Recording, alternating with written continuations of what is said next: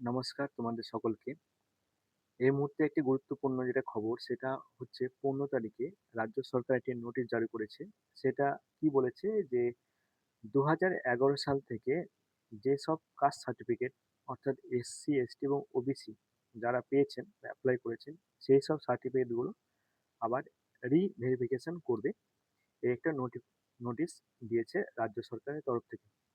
তো আমাদের ক্ষেত্রে প্রায় লক্ষাধিক এসসি, এসটি, ওবিসি রয়েছেন এবং তাদের এখন কি করণীয় বা তাদের এখন কি করতে হবে এই সার্টিফিকেট নিয়ে এবং কিভাবে ভেরিফিকেশন করবেন।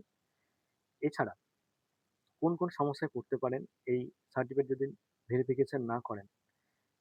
প্রথমত যেটা নোটিফিকেশন বলেছে যেটা ২০১১ সাল থেকে বর্তমান পর্যন্ত যতগুলো এসসি, এসটি, ওবিসি হয়েছে সেগুলো ভেরিফিকেশন হবে বিশেষ করে যারা দুয়ারে সরকারে করেছে তাদের এবং আরো অন্যভাবে যারা করেছেন তাদের, অর্থাৎ কাদের কাদের এসসি, এসটি, ওবিসি সার্টিফিকেট গুলো বাতিল হবে সেটা।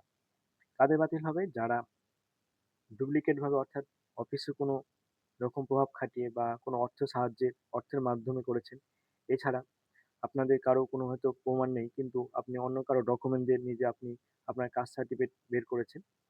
সেই সার্টিফিকেট গুলো আপনি যদি ডকুমেন্ট না দেখাতে পারেন তাহলে সে আপনার সার্টিফিকেট গুলো বাতিল হয়ে যাবে। এছাড়া আপনি যদি কোনো প্রভাবের বা কোনো ব্যক্তির মাধ্যমে করে থাকেন সেগুলো যদি আপনি প্রমাণ না দেখাতে পারেন তবে আপনার সেটা বাদ হয়ে যাবে।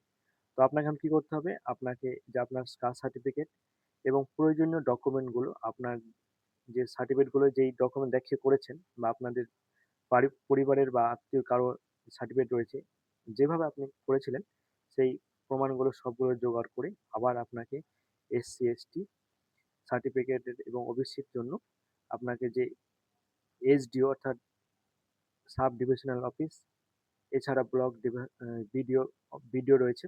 এছাড়া যেখান থেকে এসসি, এসটি সার্টিফিকেট দেওয়া হয় সেখানে আপনাকে যেতে হবে সেই বিশেষ রুমে। সেখান থেকে আপনাকে সম্পূর্ণ ডকুমেন্ট দেখে রিভ্যালিডেশন করিয়ে নিতে হবে।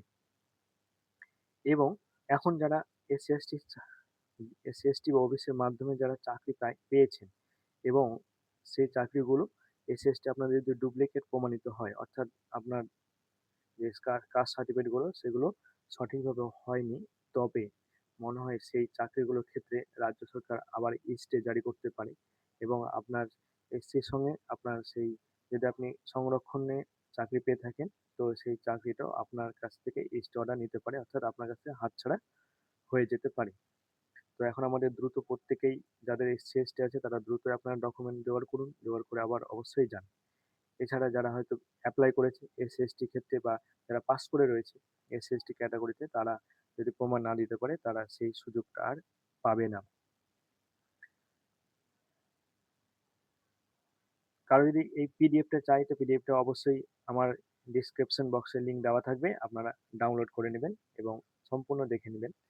অবশ্যই এটা একটা খুব গুরুত্বপূর্ণ খবর, আমাদের প্রত্যেককে সঠিকভাবে ডকুমেন্ট সাবমিট করে আবার সার্টিফিকেটে ভ্যালিডেশন করতে হবে, নাহলে সামনে আমাদের যে সরকারি চাকরির পরীক্ষাগুলো রয়েছে আর বিভিন্ন যে সুযোগ সুবিধা পাওয়া যায় সেগুলো পাওয়া যাবে না। ধন্যবাদ।